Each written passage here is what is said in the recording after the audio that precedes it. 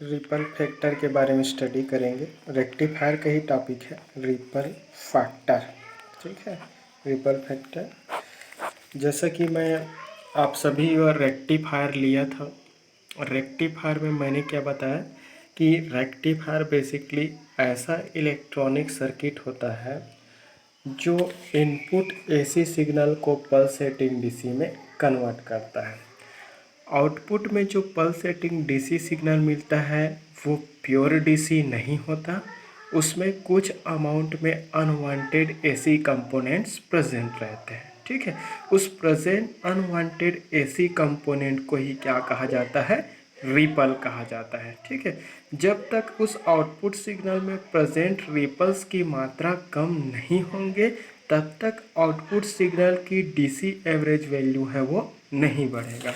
तो output signal की DC average value को इम्प्रूव करना है तो उसमें प्रेजेंट रिपल्स की मात्रा को क्या करना पड़ेगा, रिड्यूस करना पड़ेगा। ठीक है, तो रिपल्स को रिमूव करने के लिए, उसकी मात्रा को रिड्यूस करने के लिए जिस इलेक्ट्रॉनिक सर्किट का यूज़ करते हैं उस इलेक्ट्रॉनिक सर्किट को क्या कहा जाता है, फिल्टर कहा जाता है। ठीक है, तो ripple is nothing but it is a unwanted AC component which are present in the pulsating DC output signal from the rectifier. ठीक है, तो रेक्टिफायर के आउटपुट पल्सेटिंग डीसी सिग्नल में प्रेजेंट अनवांटेड एसी कंपोनेंट को ही क्या बोलते हैं, हम रिपल कहते हैं। ठीक है, तो रिपल फैक्टर का कैलकुलेशन करेंगे। तो बेसिकली रिपल फैक्टर क्या होता है, रिपल फैक्टर को थियोरेटिकली अगर मैथमेटिकली रिप्रेजेंट करें तो R F this that means ripple factor. Mathematically symbol के फॉर्म में इसको गामा से शो करते हैं। So it is nothing but ratio of AC component AC component. ठीक है, तो इसको क्या बोलेंगे, एसी कंपोनेंट टू डीसी। ठीक है, डीसी कंपोनेंट, ठीक है, AC component to DC component. ठीक है, एसी कंपोनेंट एट आउटपुट, ठीक है, divided by DC component at output, ऐसा बोल सकते हैं। ठीक है, तो अगर मैं इस रिपल फैक्टर को करेंट के फॉर्म में शो करूं, करेंट का एक्सप्रेशन, तो I A C divided by क्या हो जाएगा, आई डी सी। ठीक है, कहने का मतलब अगर मैं इसको वोल्टेज के फॉर्म में शो करूं तो इसको क्या लिखूंगा मैं, V A C divided by क्या लिखूंगा, वी टी सी। कहने का मतलब रेक्टिफायर से जो आउटपुट जो सिग्नल मिलता है उस आउटपुट जो डीसी सिग्नल में कितने अमाउंट में एसी कंपोनेंट प्रेजेंट है वही रिपल फैक्टर है, बोल सकते हो। मतलब इस आउटपुट डीसी में से कितना भाग क्या है, एसी है। ठीक है, वही रिपल फैक्टर है, बोल सकते हैं। तो it is a ratio of output AC to the output DC. ठीक है, तो AC component to the DC component का रेशियो है, उसी को हम क्या बोलते हैं, रिपल फैक्टर। ध्यान रहे कि ये रेशियो जो है तो करंट और करंट का ही रहेगा और वोल्टेज का रहेगा। तो इससे क्लियर है, अगर करंट का रेशियो बनाओगे तो इसका यूनिट एम्पियर, इसका भी यूनिट एम्पियर, तो एम्पियर और एम्पियर कैंसिल होकर यूनिट लेस। वैसे अगर वोल्टेज का रेशियो बनाओगे तो इसका यूनिट वोल्ट और इसका यूनिट भी वोल्ट, तो वोल्ट और वोल्ट कैंसिल होकर क्या हो जाएगा, यूनिट लेस हो जाएगा। सो रिपल फैक्टर का कोई यूनिट नहीं होता, यह एक डायमेंशन लेस पैरामीटर होता है। ठीक है, तो रिपल फैक्टर की मैथमेटिकल एक्सप्रेशन की ओर चलते हैं। जैसा कि हम जानते हैं कि हर एक जो एसी जो सिग्नल्स रहते हैं, हर एक एसी सिग्नल में एसी के साथ साथ उसमें कुछ अमाउंट में डीसी कंपोनेंट है वो प्रेजेंट रहते हैं। ठीक है, तो अगर मैं उस आउटपुट सिग्नल रेक्टिफायर में आउटपुट सिग्नल की अगर बात करूं तो उस आउटपुट पल्सेटिंग डीसी सिग्नल में डीसी के साथ साथ कुछ फ्रैक्शन एसी प्रेजेंट रहते हैं। तो उसमें उसकी आरएमएस जो वैल्यू है, आरएमएस वैल्यू हम जानते हैं कि आरएमएस जो वैल्यू का स्क्वायर होता है, अगर मैं करंट के फॉर्म में शो करूँ तो करंट का आरएमएस वैल्यू का स्क्वायर उस सिग्नल में प्रेजेंट एसी कंपोनेंट का स्क्वायर और उस सिग्नल में प्रेजेंट डीसी कंपोनेंट के स्क्वायर के सम का इक्वल होता है। चाहते हैं तो इसको आप वोल्टेज के फॉर्म में भी शो कर सकते हैं। हम we know that from relationship between RMS AC component है डीसी कंपोनेंट। ठीक है, तो किसी भी सिग्नल का जो आरएमएस जो वैल्यू का स्क्वायर होता है हमेशा उस सिग्नल में प्रेजेंट एसी कंपोनेंट का स्क्वायर और उस सिग्नल में प्रेजेंट डीसी कंपोनेंट के स्क्वायर के सम का इक्वल होता है। आई आर एम एस का स्क्वायर जो है उस सिग्नल में प्रेजेंट एसी कंपोनेंट का स्क्वायर उस सिग्नल में प्रेजेंट डीसी कंपोनेंट के स्क्वायर का इक्वल होता है। ठीक है, तो मुझे एसी कंपोनेंट चाहिए, ये वाला पोर्शन चाहिए, तो इसको एक साइड रखूँगा, बाकी को दूसरे टाइप ट्रांसफर कर दूँगा। तो आई ए सी का स्क्वायर इक्वल टू क्या हो जाएगा, आई आर एम एस का square minus I D C का स्क्वायर। ठीक है, ये स्टैंडर्ड रिलेशन है ना, कहाँ से आया मत सोचना। ठीक है, ठीक है। अब ये आई ए सी का में अब दोनों साइड इसको इक्वेशन नंबर 1 दे देते हैं। इस इक्वेशन नंबर 1 के दोनों साइड को हम आई डी सी के स्क्वायर से क्या कर देते हैं, डिवाइड कर, आई डी सी के स्क्वायर से डिवाइड कर देते हैं। तो क्या हो जाएगा, ये आई ए सी का square divided by I D C का स्क्वायर इक्वल टू हो जाएगा ये आई आर एम एस का square divided by I D C का स्क्वायर। और ये आई डी सी का स्क्वायर और आई डी सी का स्क्वायर कैंसिल होगा तो क्या हो जाएंगे, यहाँ पर 1 बन जाएगा। ठीक है, तो मैंने कुछ नहीं किया, उस इक्वेशन नंबर 1 के दोनों साइड को आई डी सी के स्क्वायर से क्या कर दिया, डिवाइड कर दिया। अब इसको पूरा लिख सकते हैं ऐसे, दूसरे टर्म में क्या लिख सकते हैं, आई A C by I D C का होल स्क्वायर इक्वल टू क्या हो जाएगा, ये I R M S divided by I D C का होल स्क्वायर माइनस क्या हो जाएगा, ये 1 हो जाएगा। ठीक है, होल स्क्वायर के फॉर्म में। अब यहाँ से स्क्वायर को मैं क्या करूँगा, हटाऊँगा। तो स्क्वायर को हटाने के लिए क्या लेना पड़ेगा, स्क्वायर रूट लिख लो, taking square root both side. दोनों साइड स्क्वायर रूट लोगे तो इधर क्या बचेगा, I A C divided by I D C equal to क्या हो जाएगा, ये under root I R M S divided by हो जाएगा ये आई डी सी का होल स्क्वायर माइनस क्या हो जाएगा, 1। ठीक है, तो ये हो जाएगा होल स्क्वायर, अंडर रूट लग जाएगा, इसका स्क्वायर और स्क्वायर रूट कैंसिल हो जाएगा, इधर स्क्वायर रूट लग जाएगा। अब I A C component to the D C component को हमने क्या बोला था हम, रिपल फैक्टर। तो इसको रिपल फैक्टर से शो करेंगे। रिपल फैक्टर इक्वल टू क्या होगा, गामा, और इसको और क्या हो जाएगा, ये I R M S value divided by I D C value का होल स्क्वायर और ये -1। So this is expression for ripple factor. कभी एग्जाम में रिपल फैक्टर पर ही शॉर्ट नोट लिखने के लिए आ जाएगा, तो एटलीस्ट इस एक्सप्रेशन तक का आप लिखना ही लिखना। ठीक है, फिर से देख सकते हैं, वीडियो में दिखा देता हूँ। तो रिपल फैक्टर जो होता है बेसिकली रेशियो होता है AC component at output divided by DC component at output. इसको गामा से शो करते हैं। Gamma equal to I A C divided by क्या होगा, आई डी सी, या फिर वोल्टेज के टर्म में क्या होगा, V D C divided by V D C. अब यहाँ पर लिख देना, वी नो दैट हम जानते हैं, ऐसा करके क्या जानते हैं कि किसी भी सिग्नल का आरएमएस वैल्यू का स्क्वायर उस सिग्नल में प्रेजेंट एसी कंपोनेंट के स्क्वायर और उस सिग्नल में प्रेजेंट डीसी कंपोनेंट के स्क्वायर के सम का इक्वल होता है। मुझे एसी कंपोनेंट चाहिए, एसी को मैं एक तरफ रखूँगा, बाकी सबको इधर को इधर रख। तो आई आर एम एस का square minus I D C का स्क्वायर। अब इस इक्वेशन को दोनों साइड को आई डी सी से डिवाइड कर दो। तो I A C square divided by I D C square, इधर ये ऐसा हो जाएगा ये, फिर इसको होल स्क्वायर के फॉर्म में लिख दो, फिर स्क्वायर हटा दो तो स्क्वायर रूट ले लिया, फिर ये आई A C by I D सी मिला। और ये आई A C by I D सी को शुरू मैंने बताया था, यहाँ पर आई A C by I D सी देख लो इधर। ठीक है, तो क्या है, गामा, तो और वही रिपल फैक्टर है, वही गामा है, तो under root I R M S by I D सी।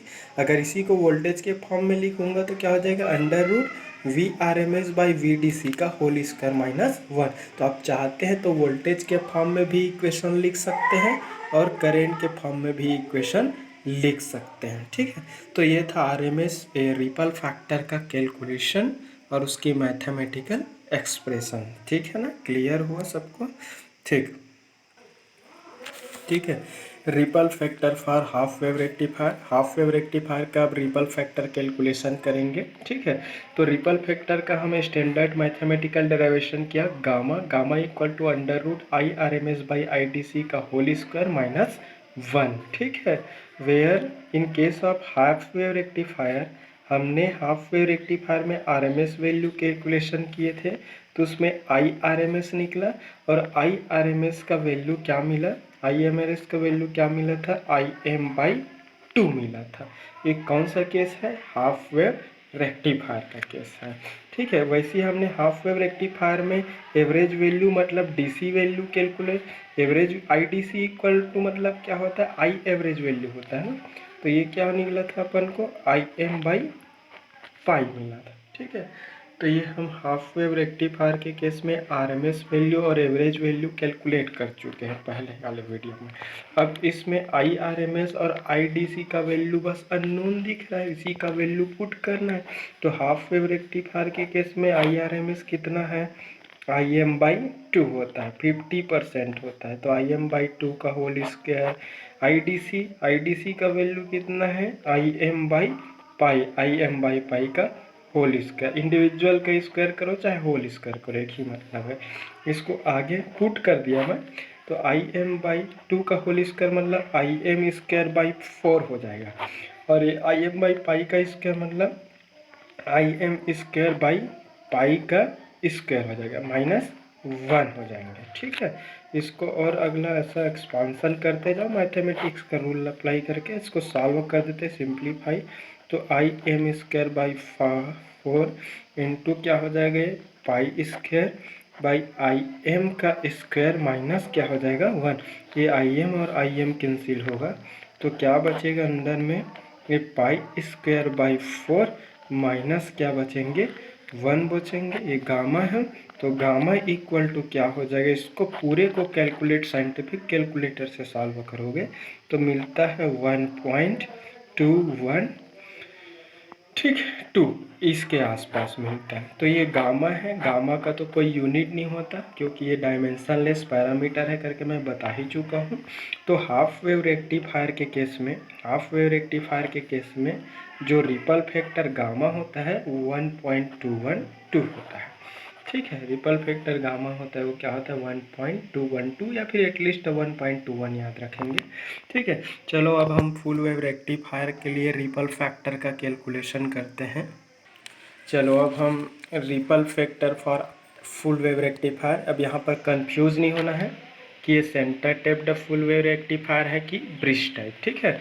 तो ब्रिज टाइप हो चाहे centre taped full wave rectifier हो, दोनों का रिपल फैक्टर की के वैल्यू है वो सेम होगा, क्योंकि उसमें एवरेज और RMS वैल्यू भी क्या होता है, सेम मिलता है, ठीक है। तो हम जानते हैं कि रिपल फैक्टर इक्वल टू क्या होता है, अंडर रूट, इसका स्टैंडर्ड मैथमेटिकल एक्सप्रेशन क्या हो जाएगा, IRMS डिवाइडेड बाई क्या हो जाता है, IDC डिवाइडेड बाई का होल स्क्वायर माइनस क्या होता है 1।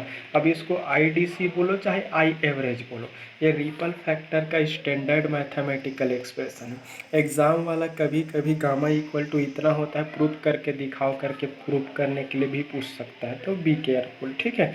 वी नो दैट, जैसा मैं डेरिवेशन कराया हूँ इस वीडियो में, वीडियो को शुरू से लास्ट तक देखना, समझ में आ जाएगा, ठीक है।